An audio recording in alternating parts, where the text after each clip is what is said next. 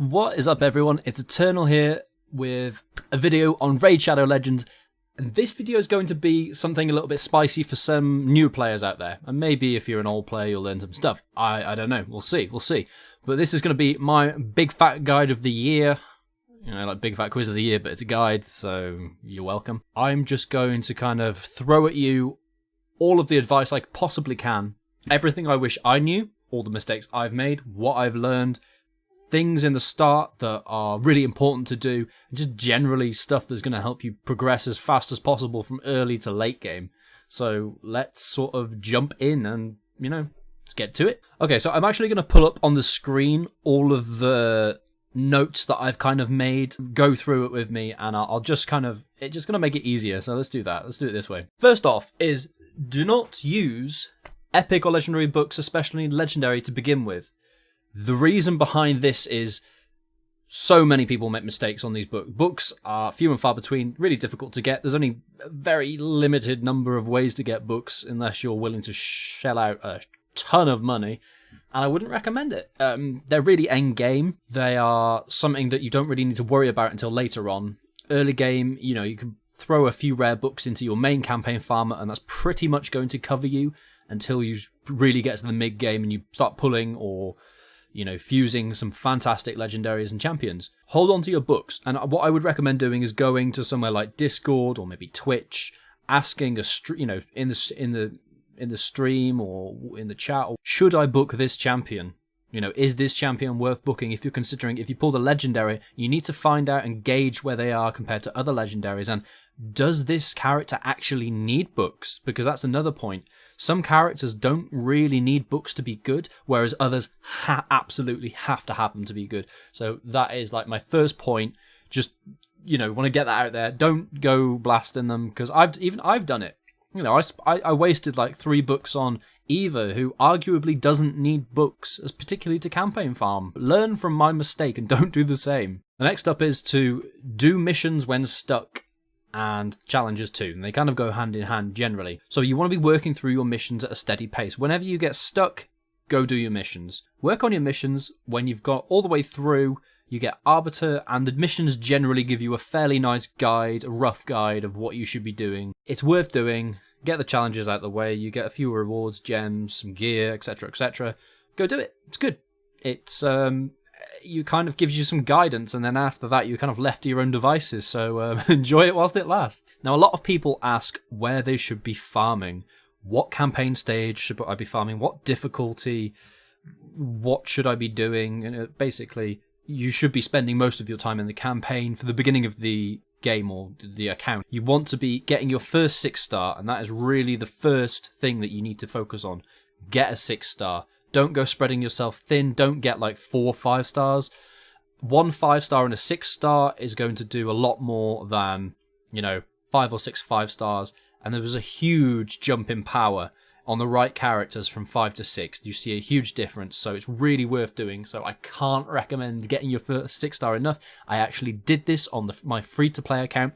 I completely tunnel visioned my first 6-star, and everything became immensely easier afterwards, from arena to dungeons to campaign. Just everything just got easier, so I can't recommend it enough. Get your first 6-star. If they're offering some chickens to bump you up there, it might not be a terrible idea, because it just takes that big grind from the start out of the way.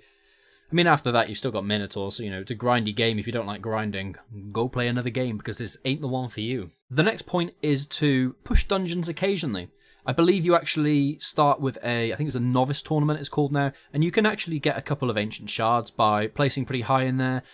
And to do that, you basically need to push up, and each time, you know, you get points for different things, like, I think it was arena wins and pushing and completing a high level dungeon. So if you're stuck, you know, you're on stage 4 and you complete 5, you'll get some points for that, as well as leveling up characters, I think, and stuff like that. So it is worth giving the novice tournament a crack when you first start. You've got tons of energy, you know, an absolute abundance, so it's worthwhile. Give it a go. The next thing is gear. So gear is a huge topic, and as a new player, it's probably one of the things that you don't really understand that well. And we've all been there, so don't worry, you're not alone. Gear is a little bit confusing. It's a little bit overwhelming initially. You don't really know what you're doing. You're like, oh, I guess I just put this on here, do this quest, this mission, whatever. Just, I guess this is what to do. So you'll soon find out that gear is very important for characters, and bad gear versus good gear is a bit of a make or break. You're going to want to get yourself pretty soon, as soon as possible, realistically. As soon as you hit brutal campaign, maybe even when you're on hard and you're kind of working through, you want to try and be able to get some 5-star lifesteal gear. And the substats and main stats are going to be quite important for that. If you're using one of your starters as a campaign farmer, which most people do because they tend not to be super lucky with shards, etc.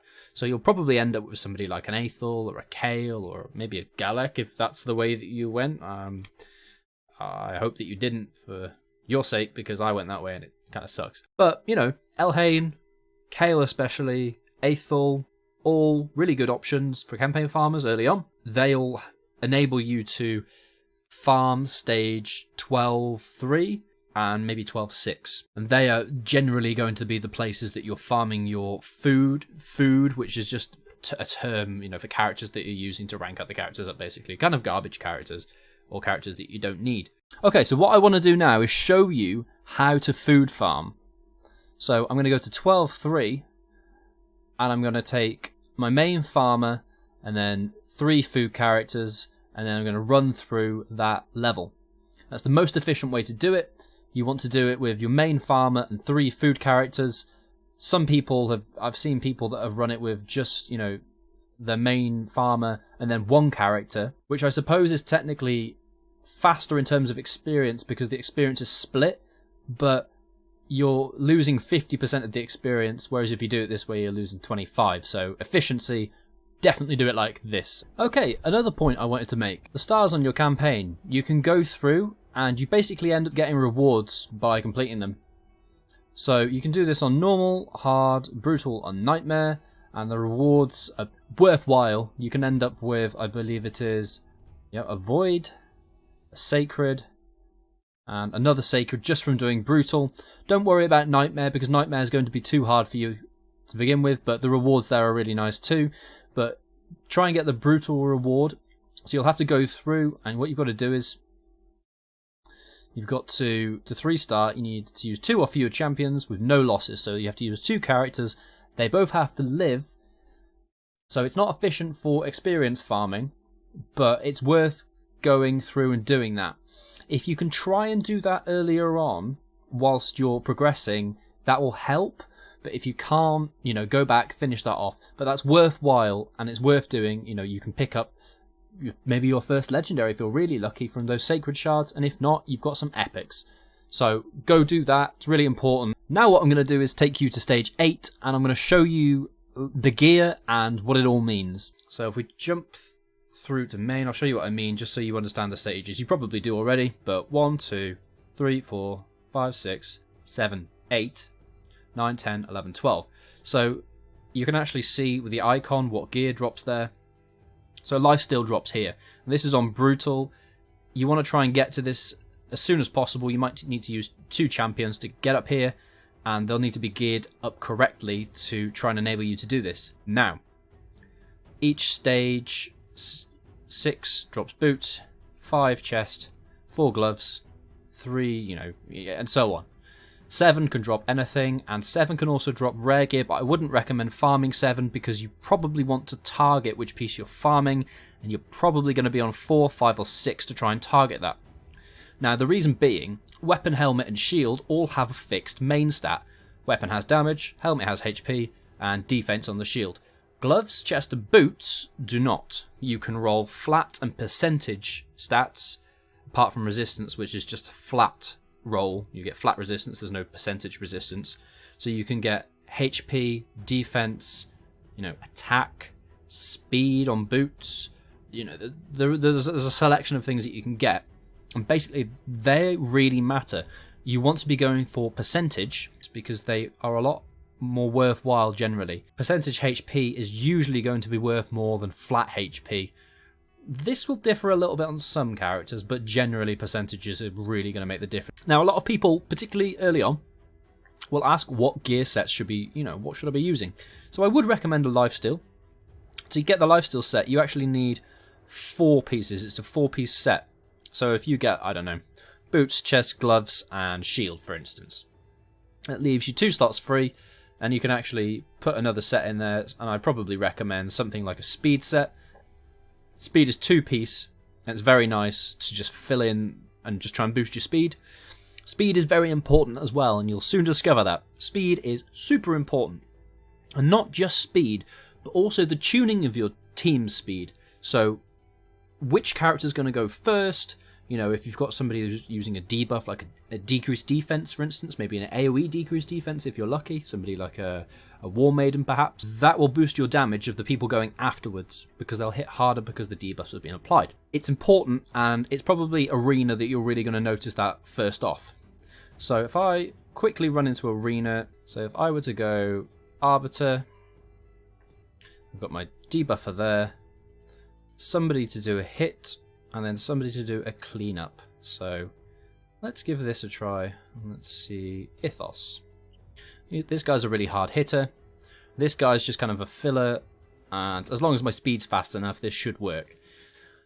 Earlier on, speed, and if you're faster, will give you a huge advantage, because a lot of people aren't running speed boots. So I've done my attack up and turned me to boost. I've placed the debuffs. Somebody's going to come in now and just do a hard hit, and then, you know, just the cleanup basically. There you go.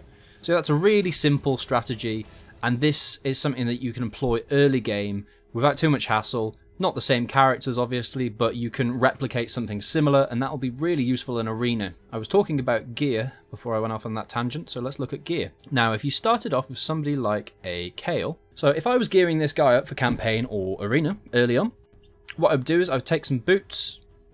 I would probably go either lifesteal or speed, ideally. And if you haven't got those sets, then I'd just kind of maybe go full speed, perhaps. Just farm something up, see what you can get. So I pick up some boots, speed boots, and what I would do is I'd stick those on. Fantastic. And then I'd have a little route and see what else I've got. And I like to gear the boots, the chest, and the gloves first, because, like I said, they can roll. The main stats can roll completely differently and a bit more randomly, so they're more difficult to obtain. So what I like to do is gear my character based around these 3 first, but also have a look at what else you've got. If you are looking to complete a set, for instance, if I wanted to put some gloves on him, so I've got some crit rate gloves here. Like they are white, and I'll talk about the gear kind of rankings, if you like, or rarity is probably a better term. But I could throw some crit rate gloves on him. And then maybe I want to try and get a 4-piece lifesteal on him now, like I said earlier. Let's see if I've got any. Well, I could, but I would be running like a HP. Yeah, all HP, wow. So what I'm actually looking for his chest in this scenario, for a campaign farmer, would actually be attack chest. So I haven't got anything in lifesteal there. So if I go to another set, where am I going to go? Up here. Attack. So what I could do is stick an attack chest on him. And I probably want to rank this up to 8 or 12, something like that. I wouldn't probably take it to 16, just because it's quite expensive. And unless your quests or challenges or missions are telling you to do so, it's not really efficient. But it will make a big difference in terms of stats. The stars on the gear actually determine the maximum stats that can be on the item. So this, you can see, starts off at 10%, but a lower rarity item, so a 5-star for instance, would start off at 8. So we saw before the HP chest in the lifesteal, that actually starts at 8%. But if this, you take a 6-star, this actually started at 10. So the maximum potential stats can roll higher. See, a maximum of 60 here. Whereas if we go to the 5-star, can actually only go to 50. And I believe 4-star is 40. But basically, that's how they influence the gear. So the stars on the gear are probably going to be more important than the rarity of the gear. Now, let's talk about the rarities quickly. You've got white, which is common, green, which is uncommon, blue, which is rare, epic, which is purple, and legendary, which is orange. Now, you might be able to see that if we compare a blue, an epic, and a legendary, so a blue, purple, and an orange, they've got, it's the number of substats on there, and that's what it, so a white piece, which I probably don't have, oh, I actually did here. This piece just started with the crit, and there were no substats. And when it got to level 4, it got the 5% defense, 8, it got the resistance, 12 the HP, and 16 the attack. So I couldn't see what was going to be on there. And that's the benefit of these items. You can see the stats there. So if I rank this up to 4, it will land on either attack or HP. And again, if it lands on 8, it will do the same. Now, this item here could go all the way up to 12, and it will land on one of these each time. And it can also land on the same one multiple times. So for instance, this landed on defense twice. Defense is generally a pretty good stat for characters, particularly if you just want to live longer or the character's defense base, which means the damage can be influenced. So this is really useful knowledge early on. Legendary actually rolls with 4 substats, so you can see everything that's going to be on there. So when you pick up those, so this, it's going to be speed, defense, attack, and defense percent. Now what it rolls on, I do not know until I actually roll it. So for instance, if I rank this up to 4, so I'm going to rank this at 4 levels now, and it's going to land on one of these randomly. I don't know which one. Ideally, it'd be like a defense or a speed. Speed is really solid, so that's actually a good roll. So that's just a brief gear guide because it's kind of handy. A lot of people don't really understand gear. It's a little bit tricky early on, just to like, what is all this? What do I do? What does this mean? What am I looking for? I know I didn't know. I was probably looking for, oh, it's legendary, that's great, but not necessarily. It just means that you can see the stats. If it's a flat HP chest, legendary with awful subs, you know, like defense, attack, resistance maybe, and I don't know, maybe accuracy or something on there, it's not so good. It's probably not going to help me a great deal. But if you take something that's, I don't know, HP, attack, or defense percent, it's probably going to do a lot more for your characters.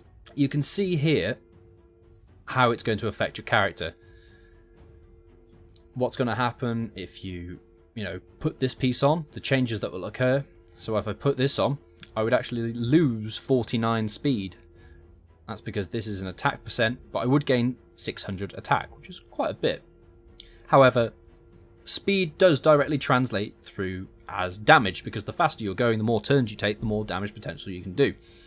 Now, obviously, if you don't go fast enough, your enemy is going to kill you as well. So speed can also be seen as a defensive stat, because the faster you kill them, the less damage you're probably going to take, etc.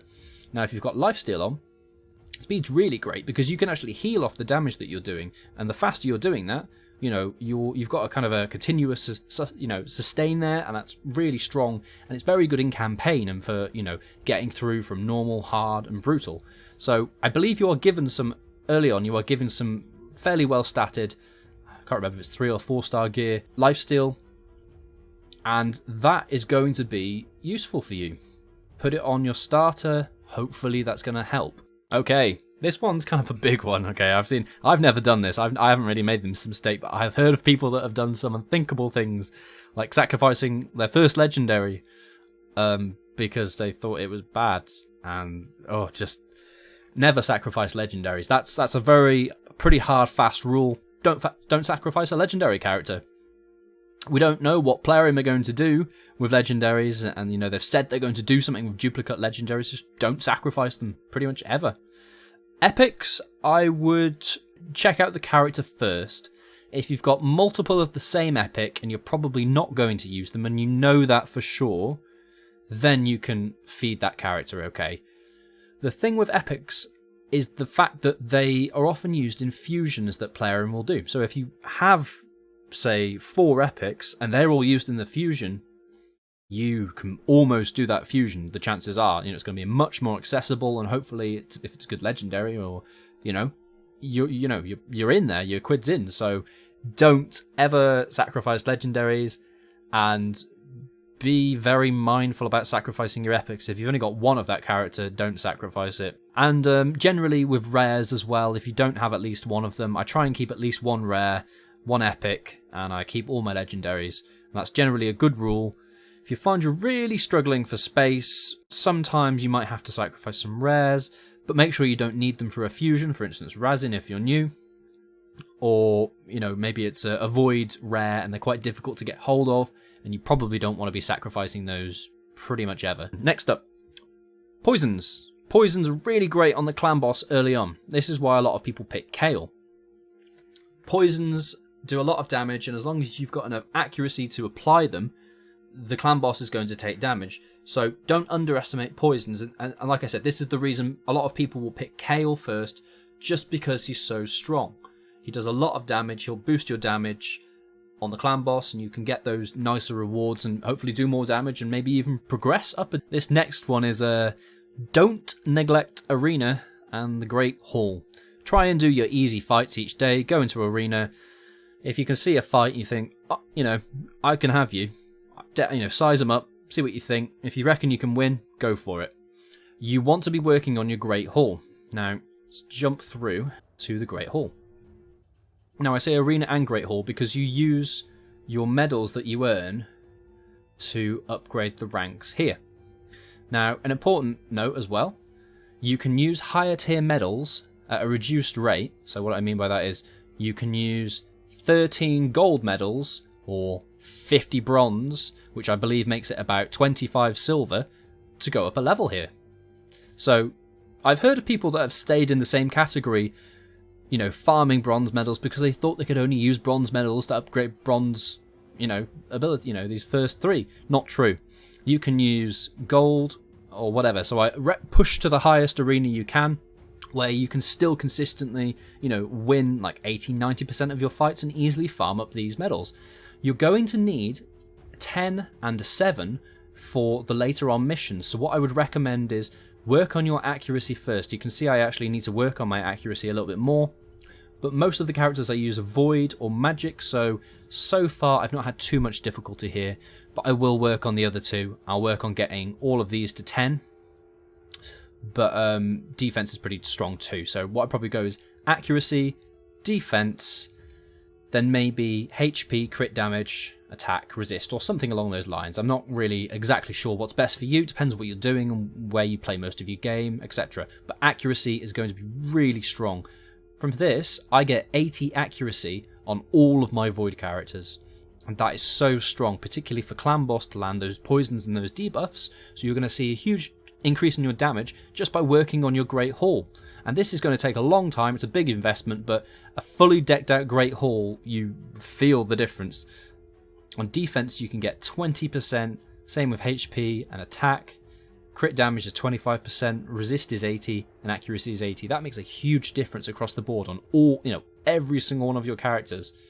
That's huge, so don't neglect it. I've neglected it a little bit, and I paid for it, so don't be me, be you. Do it right, don't do it wrong. Now this is just an all-round tip, and this might be useful for mid-game players as well as early game, or maybe later depending on where you are. Try to save some characters for the late game to 6-star. Some decent characters. Maybe you don't need them right now, or maybe you're working on, a couple of characters. And what you're going to need is a void, a magic, a force, and a spirit. You need 4, one of each, to actually do a certain mission to get Arbiter. So you need to kind of plan for this a little bit. This is later on in the 4th kind of bracket, so there's 4 different mission, kind of part 1, 2, 3, and 4. It's in the 4th part, I believe. You potion grind the keeps, which is disgusting, takes ages, quite a lot of energy and luck. And then you have to rank characters up.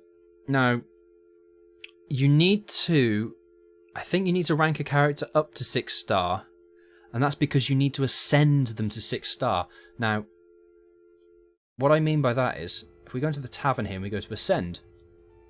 Now, if you've got characters that are all fully ascended, like these here, they don't count. It's not retroactively for this mission. So you'd need to go in here and let's try and find somebody. Okay, rush card. I'd need to take this guy and actually I'd need to ascend him, but you need to do that. So just be mindful, because if all your characters are 6-star and they're, you know, fully decked out, fully ascended, you're not going to be able to use them to get the progress on this mission, and it's not going to count. So if you're not, there's so many people trip up here, and there's like so many people are having to rank up extra characters so they can ascend them, and if they knew, I think it would just make a huge difference. So that's one from a late game player. I luckily didn't have too much of an issue here, because I watched a lot of streams and stuff, and I saw the mission, and I was like, I need to prepare for that, because that could catch me off guard. And I know a lot of people that it did catch them off guard, and they were just like, what? I have to do it again? You do, and it sucks, but it's the way that the game works. So I just want you to be prepared for that. Okay, so here I've actually put together a kind of rough guide for progression and what you want to be focusing on. And kind of not necessarily when, but in kind of what order you want to be doing it. So first off, just focus on the campaign. You're going to get your first 6-star, that's your main thing. Get your first 6-star, and then you're going to push your dragon up, probably to stage 11 or 13, thereabouts. I'll tell you exactly where you want to get to. You want to go to dragon, and where you can farm 5-star, 13. If you can get to 13, you can then start farming 6-star gear. You can potentially pick up 6-star pieces. So 11, you can get 4 and 5, but if you can get to 13, you can get 4 to 6-star pieces. So you're pushing your dragons to about 13, and then you want to get another character or 2 to 6-star, and then you want to do Minotaur. Now, you can choose which way you do this. If you've got your first campaign farmer, your first 6-star, what you might want to do initially is spend 800 gems and get the masteries done for that character. That's going to make campaign farming easier. You know, you've got your first 60, and then you just go bam, spend 800 gems, masteries are done. Now, you can get gems, a lot of gems from just doing your missions and things like that. And you also want to upgrade your gem mine, so you want to get to that to level 3 as soon as you can. So basically, I think it takes a month or so for those gems to come back. I think is it 30 days, 60 days? I don't know. It takes a little while for it to return, but if you're playing this game for more than a few months, you're going to do that. You get the return, 15 gems a day at level 3, and that adds up. So you might be spending, I don't know, whatever it is, like 1,500 gems, something like that. I can't remember the exact number, but the gems come back eventually, and the sooner you get to level 3, the better, because level 1, level 2, and level 3, it takes the same amount of time for the gems to come back.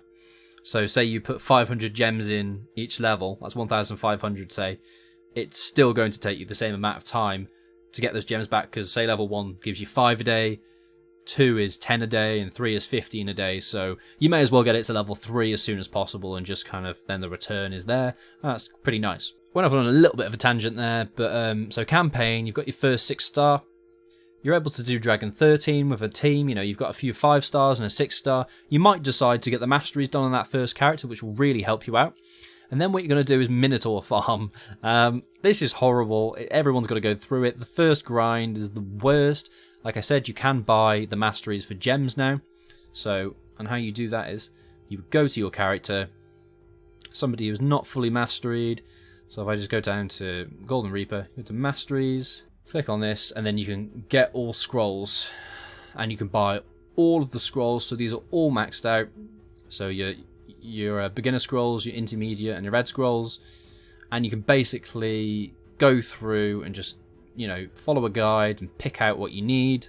And you're hopefully going to be pretty set, and that character gets exponentially stronger by doing the masteries, so definitely worth doing. Now, once you've got your masteries, you can actually start pushing up higher in these dungeons. You're going to put together a team that's going to you know, be doing pretty well in the dungeons, and you probably start, say you're on 13, say you've managed to get to 13, you're stuck here, you get your masteries, suddenly you can do 15. Like there is that much of a jump, it makes your characters that much stronger. When you get to 15, Your goal is then to make it down to 20 and try and, a reasonable time as well. You don't want to be doing 11-minute dragon runs. Nobody's going to enjoy that. The faster you can do it, the faster, the better. So 3 minutes, 4 minutes, 5 minutes, whatever it takes. But the faster the better, and dragon is really the first place you're going to focus on. So let's just say you've got your characters, they're all masteried up. Hopefully you've got a team of 5 60s. You've been working on them, you've been doing some dungeons, gearing up, you've got an idea of what you're doing, your understanding of the game has improved at this point. You're probably going to want to go into Spider and pick up some basic accessories. As high as you can go, don't stress over it, because Spider is known to be one of the harder dungeons until you really crack it. So you might only be down here, you might be on, you could be on stage 15 of Dragon, but you can only do stage 8 of Spider. It can happen, and don't worry too much. Just, get what you can do. If you can get to, like, I don't know, 10, 11, something like that, great. You might struggle a little bit of 11 just because of the affinity. So maybe it's 12 or 10 or 9 or whatever you can do. But just pick up some accessories, because once your characters are 60, you can equip an accuracy banner. Now, for somebody like Kale, for instance, say you've got Kale, you can go in here, grab a banner. Let's see if we've got one here. HP, accuracy. So you could actually get an accuracy banner, and that will really help you land debuffs, particularly on clan boss. More accuracy, more damage, more poisons, fantastic. So you're going to be working on a clan boss team. And, sorry, I forgot to mention, the first team that you take into Minotaur, your first 5 characters that you take into here, are probably going to be your clan boss team, because you want to focus on those as much as possible, okay? Now, when you're in Minotaur, don't try farming red scrolls on a difficulty of 13 and below. Farm red scrolls on 14 or 15, because my god, it makes a difference, right? 15 ideally, because you're getting 6 to 12 and it's just so much faster. It can be, or if you're unlucky and you're getting 5 scrolls each time, you could potentially be getting 12 in here. Maybe you're getting 6, but you could be getting 12, which is twice as fast. So depending on Lady Luck, you can be farming these scrolls so much more efficiently. And it does take thousands of energy to do that Minotaur grind, so really you want to be doing it as higher difficulty as possible. So stage 15. And if you did in fact buy those masteries on the first character for the 800 gems, you'll probably find this easier as well. So hopefully you're able to get to stage 15. Lifesteal gear with a defensive character will really help you here. Somebody like a Tyrell should be able to solo it pretty much. So hopefully you can just get that done, and that part of the game is done. Then you can move on to your dungeons, focus on your clan boss, progress through there, and really just, arena, clan boss, dungeons, you're just working on everything at this point. Everything starts to become easier, and really that's when you start making your way into the later game. You've pushed up to Dragon 20 at this point. You're working on characters to help you, maybe in Spider, Fire Knight, Ice Golems, and eventually you'll have to end up making an auto team for each of these for the Arbiter missions. So 17 first, and then 20. Now 17 can be tricky because it's void. So there's such a thing called like an affinity. Now if you look at the affinities, so the affinities here, like which is strong and weak against which, void's in the middle. Void's tricky because sometimes you can use like a tank. So you're using, say I was fighting a force character. I could use a magic character to focus the aggression onto that, because generally the AI tends to go for the weaker. So that's kind of, can be done, but in this void difficulty, you can't do that. It throws things off a little bit and it makes the strategy a bit harder. So that can be interesting. But I'm going to wrap that point up there. I don't want to waffle on too much, but basically you can start progressing, really helps.